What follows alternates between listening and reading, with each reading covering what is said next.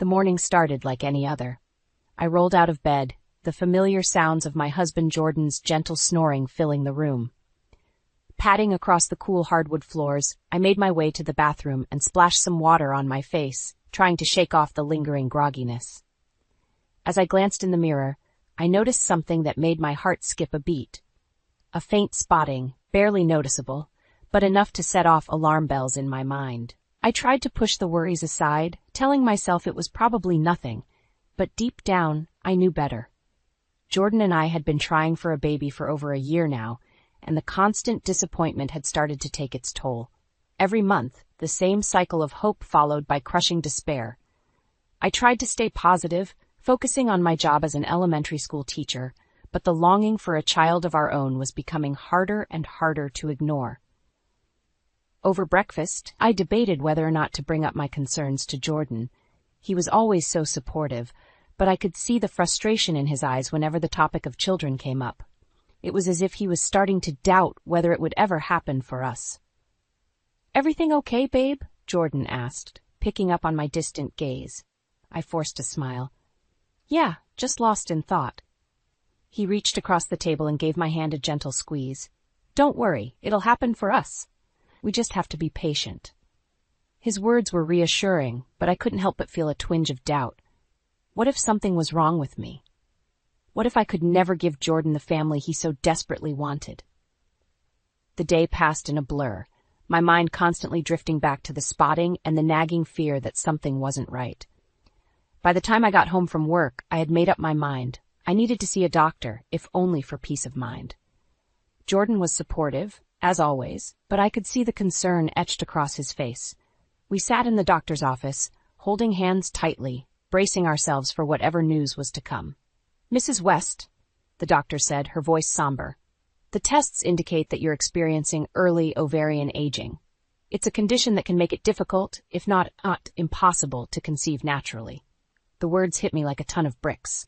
Impossible to conceive. My world came crashing down around me as I struggled to process the news. Jordan pulled me close, whispering reassurances in my ear, but I could sense a shift in his demeanor, a flicker of doubt, of disappointment that he quickly tried to mask. As we drove home in silence, I couldn't help but wonder if this was the beginning of the end for us. Could our love survive this devastating blow, or would the strain of infertility be too much for us to bear? Over the next few months, Jordan and I tried to remain positive, exploring every possible treatment option. He was supportive at first, holding my hand through the grueling rounds of fertility drugs and the invasive procedures that left me emotionally and physically drained. "We'll get through this together," he would say, pulling me close after another disappointing negative test result. But as time went on, I could sense a subtle shift in his demeanor. The reassuring smiles became more forced, the comforting words rang a little hollower. It was as if the constant disappointment was starting to wear him down too. One night, after another failed attempt at conceiving, Jordan let his guard down. "I just don't understand why this is so difficult," he muttered, his voice laced with frustration. "My parents had 4 kids without even trying." The words stung, reminding me of my own perceived inadequacy. I tried to brush it off, but the comment lingered in the back of my mind, planting seeds of doubt that would only continue to grow. As the weeks turned into months, the distance between us seemed to widen. Jordan began to bury himself in his work, coming home late and retreating to his home office for hours on end. I tried to be understanding, knowing that he was dealing with his own disappointment in his own way, but the loneliness was becoming unbearable. One night, as I was cleaning up after dinner, I noticed Jordan's phone lighting up with a text notification. Normally, I wouldn't have thought twice about it, but something made me pause. A nagging feeling, a voice in the back of my mind telling me to take a closer look. I shouldn't have done it. I knew it was a violation of his privacy, but the temptation was too strong. I picked up his phone and felt my heart sink as I read the message. "Can't wait to see you tonight, babe. I'll bring the wine." The words seemed to jump off the screen, taunting me with their implications. My hands trembled as I scrolled through the rest of the conversation, each message more damning than the last. Jordan came home a few hours later, his eyes glazed over and his movements unsteady. The smell of perfume lingered on his clothes, a scent that wasn't mine. "Where have you been?" I demanded, my voice shaking with a mixture of anger and heartbreak. He looked at me, his expression a mixture of guilt and defiance. "Out with some colleagues from work. We had a few drinks to celebrate a project launch." The lie was so blatant, so transparent, that it only added insult to injury.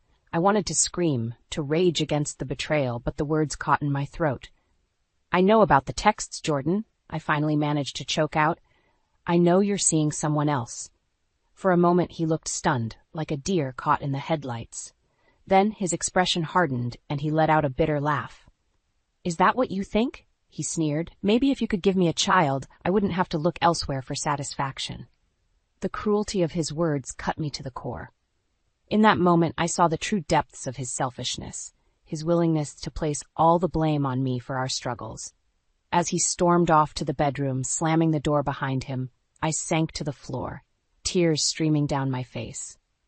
The man I thought I knew was gone, replaced by someone cold and callous, someone capable of the ultimate betrayal. But even in my grief, a spark of determination began to flicker within me. Jordan may have thought he had the upper hand, but he had no idea what I was capable of. The game was just beginning, and I intended to play to win. The revelation of Jordan's infidelity hit me like a ton of bricks, but I refused to let it break me.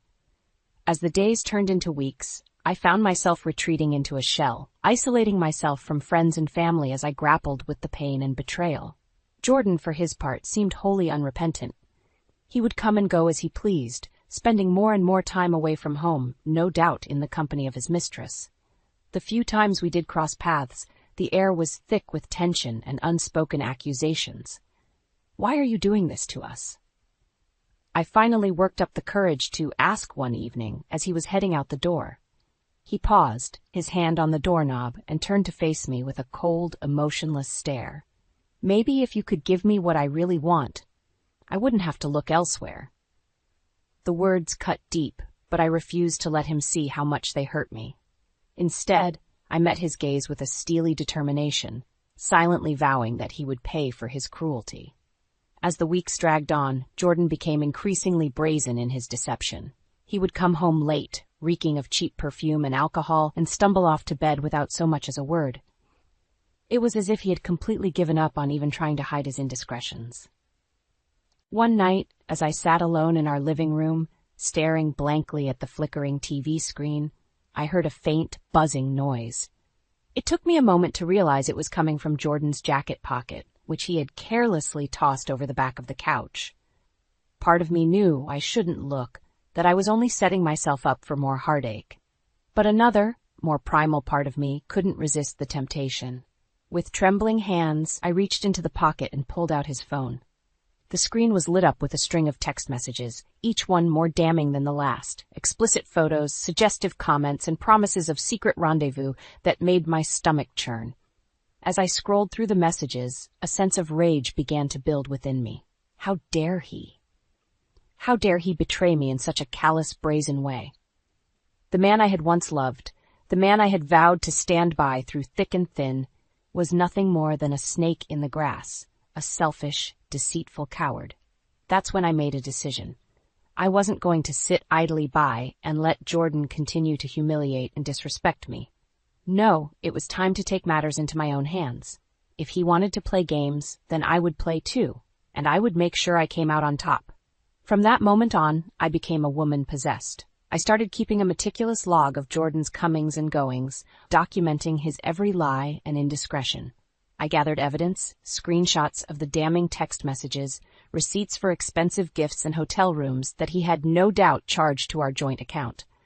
And all the while, I played the part of the oblivious, dutiful wife, lulling Jordan into a false sense of security. He had no idea that the ground was shifting beneath his feet, that his carefully constructed web of lies was about to come crashing down around him. It was a dangerous game I was playing, but I was fueled by a burning desire for justice, for revenge. Jordan had made a grave mistake in underestimating me, and he was about to learn that lesson the hard way. Little did he know, the true storm was only just beginning to brew. As the weeks passed, I found myself becoming consumed by my quest for revenge, meticulously gathering evidence of Jordan's misdeeds. But even as I built my case against him, a part of me still clung to the hope that it was all some terrible misunderstanding. That hope was shattered one night at a neighborhood party. Jordan and I had agreed to make an appearance, putting on a united front for the sake of appearances.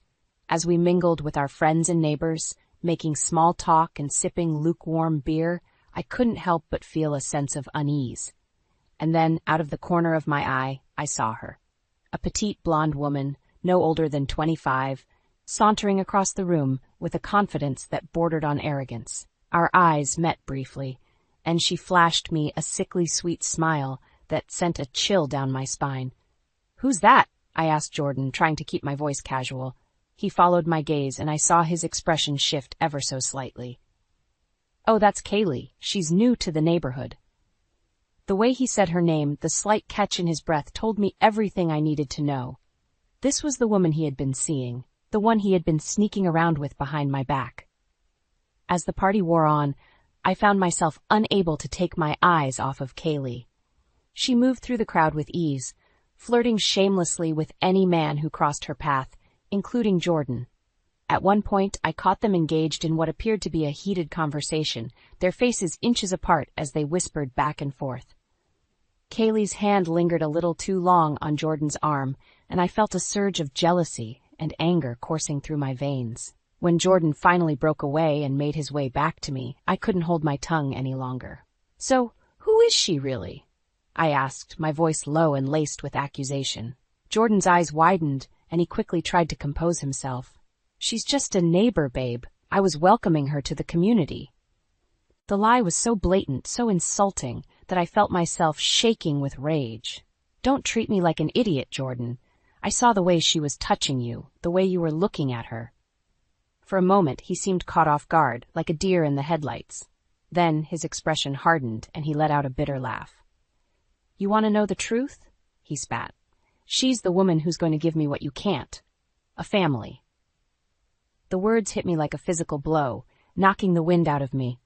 I stumbled back, my vision blurring with tears as the weight of his betrayal crashed down upon me. Jordan must have seen the pain in my eyes, because his expression softened ever so slightly. "Look, Lila, I'm sorry, but this isn't working. We both know it. Maybe it's time we face the fact that we want different things." I wanted to scream, to lash out at him for his callousness, his complete disregard for my feelings. But somehow, I found the strength to hold my tongue. "You're right, Jordan," I said, my voice surprisingly steady. "It is time we faced the facts." And with that, I turned on my heel and walked away, leaving him standing there, stunned and alone. As I made my way through the crowd, my mind was racing. Jordan had shown his true colors, and there was no going back. The gloves were off, and I was prepared to fight dirty if that's what it took to bring him down. Little did he know, I had been preparing for this moment all along. And when the time came, I would be ready to deliver the ultimate revenge. After the devastating confrontation at the neighborhood party, I knew I had to take action. Jordan had made it crystal clear that he was done with our marriage, that he was ready to move on and start a new life with his young mistress. But I wasn't about to let him off that easily. Not after everything he had put me through. For days, I seethed in silence, biding my time and waiting for the perfect opportunity to strike. Jordan, emboldened by his admission, became even more brazen in his infidelity, spending nights away from home and making little effort to hide his liaisons with Kaylee. It was during one of these extended absences that I finally made my move. Using the wealth of evidence I had gathered over the past weeks, the incriminating text messages, the hotel receipts, even grainy photographs of Jordan and Kaylee in compromising positions, I began to piece together a damning case against him. I knew that if I wanted to truly hit him where it hurt, I needed to expose his betrayal in a way that would humiliate him, strip him of his false sense of superiority, and bring him crashing back down to earth. And so I hatched a plan. Late one night, after Jordan had once again failed to come home, I slipped out of the house and made my way to his office. I knew the security codes, the hidden spare key, all the little tricks he thought he had kept so carefully guarded. With trembling hands, I accessed his computer, rifling through files and folders until I found what I was looking for: his personal email and social media accounts, the digital lifeblood that he so carelessly left unprotected.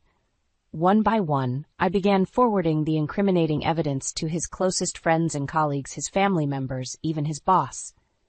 Explicit photos, damning text conversations, receipts for extravagant gifts and hotel stays, nothing was left out. And then, just for good measure, I took to his social media accounts, broadcasting his infidelity for the whole world to see. To my so-called husband, Jordan West, I wrote, my fingers flying across the keyboard with a newfound sense of empowerment. This is the truth you've been so desperate to hide. I hit send, and just like that, the floodgates were open. Jordan's carefully curated facade came crumbling down, his sordid secrets laid bare for all to witness. As I made my way back home, a strange sense of calm washed over me. I knew that the fallout would be nuclear, that Jordan's world was about to implode in spectacular fashion. But for the first time in months, I felt like I was finally in control of my own destiny. Jordan came stumbling in just before dawn, his shirt rumpled and his hair disheveled. He reeked of alcohol and cheap perfume, the telltale signs of another night spent in Kaylee's arms. He didn't even look at me as he staggered towards the bedroom, lost in his own drunken haze. It wasn't until later that morning, when his phone began to buzz incessantly with a barrage of calls and text messages, that the reality of what I had done began to sink in. "What the hell is going on?" he demanded, his voice thick with panic as he scrolled through the damning evidence that I had so carefully curated. I simply shrugged, a small, satisfied smile playing across my lips. "I believe the truth is finally out, Jordan." His eyes widened in horror as the full weight of my actions hit him. In that moment, I could see the arrogance, the smug sense of superiority draining from his face. "You're going to pay for this," he hissed, his hands balling into fists at his sides. But I wasn't afraid. Not anymore. "No, Jordan," I said, my voice calm and steady. "It's you who's going to pay." And with that, I turned and walked away, leaving him to face the consequences of his own actions. The battle had been won, but the war was far from over. In the aftermath of my public exposure of Jordan's infidelity, the fallout was swift and brutal. His once thriving career lay in tatters, his reputation irreparably damaged by the sordid details I had so meticulously laid bare. Friends and family members who had once rallied around him now turned their backs, disgusted by his betrayal. Even his own parents, once so proud and doting, could barely bring themselves to look him in the eye. As for me, I found myself riding a wave of vindication, basking in the knowledge that I had finally taken back control of my life, my dignity. Jordan had thought he could discard me like yesterday's trash, but I had proven him wrong in spectacular fashion. Still, there was one final piece of the puzzle that needed to be put into place. A few weeks after the explosive revelation, Jordan and I found ourselves seated in the familiar waiting room of our fertility doctor's office. The air between us was thick with tension, a palpable sense of animosity that had only grown more pronounced in the wake of my retaliation. "Mrs. West, the doctor will see you now," the receptionist called out, her voice laced with a hint of pity that made my skin crawl. Jordan rose to his feet, shooting me a venomous glare as he brushed past me and made his way towards the examination room. I followed closely behind, steeling myself for what was to come. Well, what a pleasure to see you both again," the doctor said, her tone dripping with sarcasm as we took our seats. "I must say, your personal lives have certainly been eventful as of late." Jordan shifted uncomfortably in his chair, his jaw clenched tightly. "Can we just cut to the chase, Doc? I'm sure you didn't call us here to gossip." The doctor arched an eyebrow, clearly unimpressed by his bravado. "Very well, then. Mr. West, after reviewing your latest test results, I'm afraid I have some rather unfortunate news." She paused, letting the words hang in the air for a moment before delivering the final blow. "It appears that you are suffering from a severe case of male factor infertility. Your sperm count and motility levels are well below the normal range, making it highly unlikely that you would be able to conceive a child naturally." The room seemed to spin around me as the doctor's words sank in. Jordan, the man who had so callously blamed me for our inability to have children, the man who had sought solace in the arms of another woman in pursuit of his dream family. He was the one with the fertility issue all along. For a moment, time seemed to stand still. Then Jordan let out a bitter laugh, shaking his head in disbelief. "You've got to be kidding me," he spat. "After everything, after all the hell you've put me through, you're trying to pull this stunt?" The doctor's expression hardened. "I assure you, Mr. West, this is no stunt. The test results are conclusive and they speak for themselves." Jordan opened his mouth to protest, but I cut him off, unable to contain the fury that was bubbling up inside me. "You know, Jordan, I almost feel sorry for you," I said, my voice dripping with contempt. "All this time you've been pointing the finger at me, accusing me of being the reason we couldn't have children. You let your own selfishness and insecurity drive you into the arms of another woman, all because you were too blind to see the truth." His eyes widened as the realization began to sink in, the weight of his own lies and betrayal crashing down upon him. You knew," he stammered, his face pale. "This whole time, you knew." I couldn't help but let out a bitter laugh. "Of course I knew. Did you really think I was going to let you get away with what you did to me, to us?" The doctor cleared her throat, clearly uncomfortable with the unfolding confrontation. "Perhaps we should continue this discussion another time, when emotions have had a chance to settle." But I wasn't done yet, not by a long shot. "No, doctor, I think it's time Jordan heard the full truth," I said, turning to face him head on. "You see, while you were off gallivanting with that little tramp, I was busy collecting evidence. Every sordid detail, every dirty little secret. I have it all." Jordan's face drained of color as the weight of my words sank in. In that moment, he knew he had been beaten at his own game, outmaneuvered and outsmarted by the very woman he had so callously discarded. "And now, thanks to your own carelessness, the whole world knows exactly what kind of man you really are." I continued, relishing in the look of abject horror on his face. A liar, a cheat, a coward who was too weak to face his own shortcomings. Silence hung heavy in the air, punctuated only by the sound of Jordan's ragged breathing. For once in his life he was utterly speechless, stripped of his bravado and left to confront the harsh reality of his own actions. As we left the doctor's office, Jordan trailing behind me like a wounded animal, I couldn't help but feel a sense of triumph. The battle had been long and hard fought, but in the end justice had prevailed, and for the first time in a long time, I felt truly free. In the days following the devastating revelation of Jordan's infertility, I found myself riding a wave of vindication and triumph.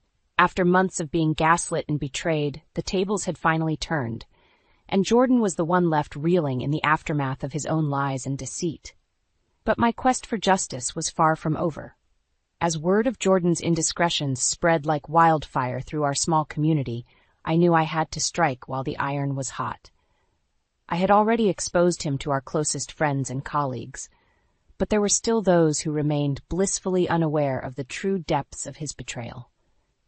And so, I hatched a plan, one that would ensure Jordan's humiliation was complete and inescapable. It was a warm summer evening when I invited both of our families over for a casual get-together.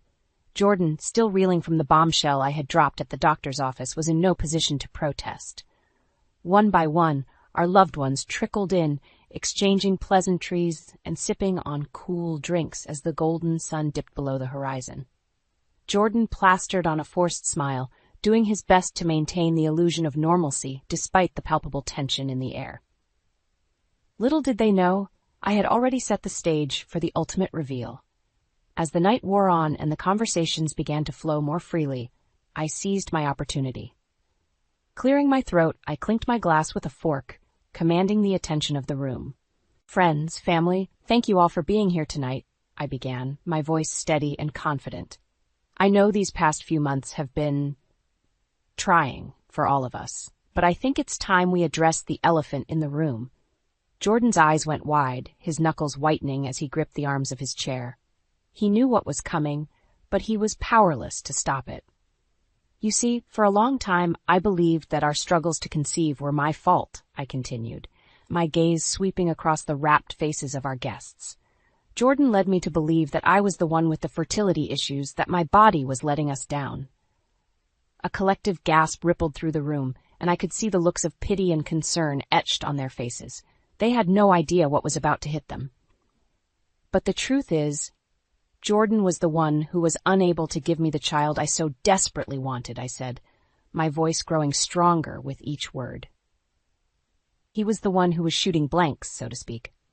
Jordan let out a strangled sound, his face flushing a deep crimson as the gravity of my words sank in. But I wasn't done yet, not by a long shot. And instead of being honest with me, instead of facing the truth like a man, he chose to betray me in the worst possible way.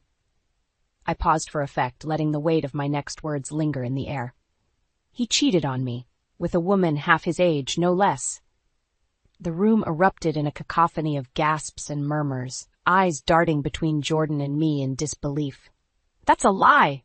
Jordan shouted, shooting to his feet in a rage. "She's twisting the truth, manipulating all of you."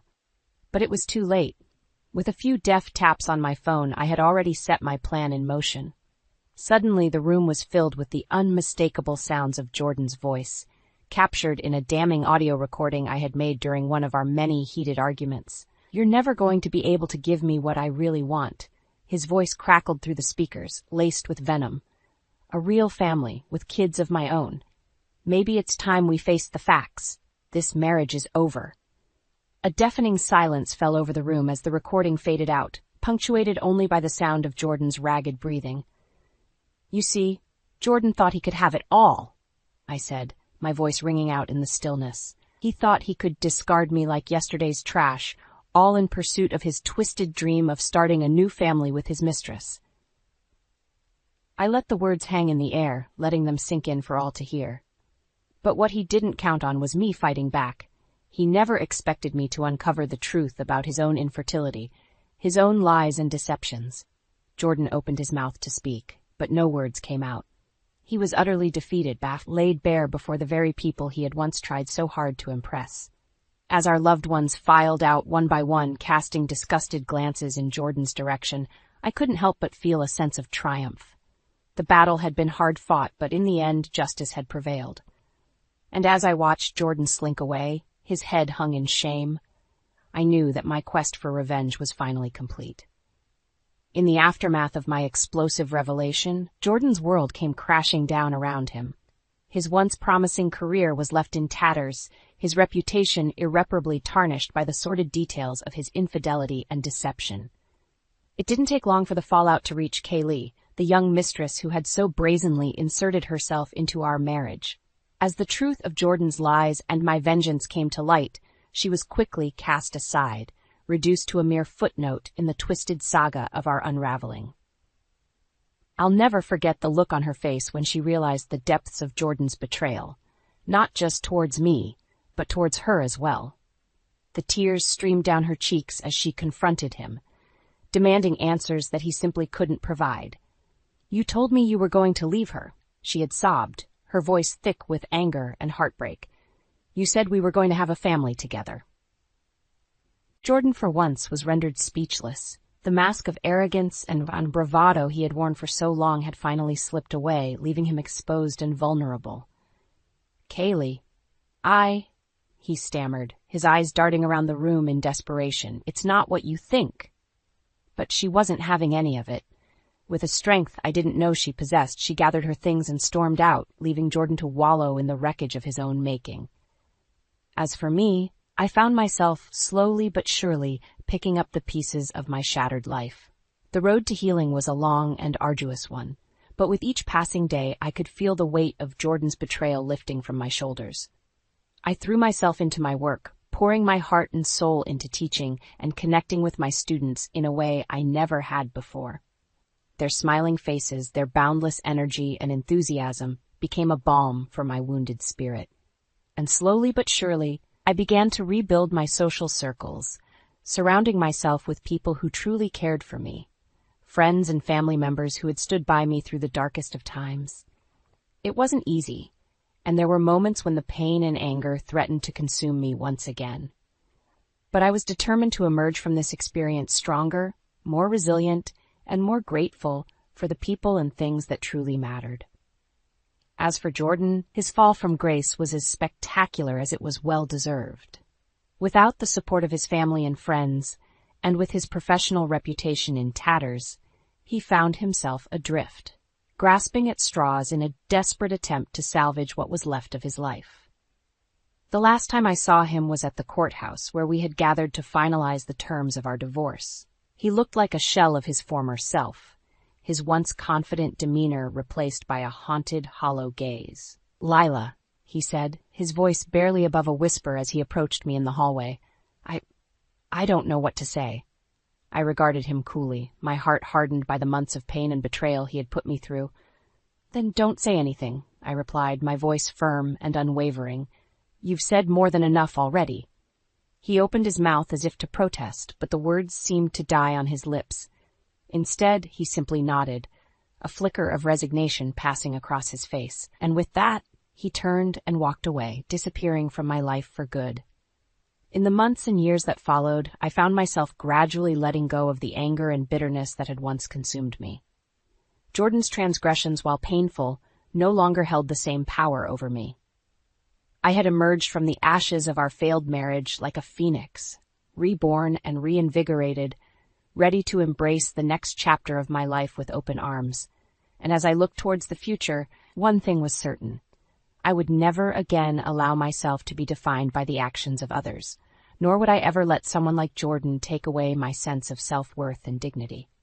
I was my own woman, strong and resilient, and nothing, not even the cruelest of betrayals, could ever change that.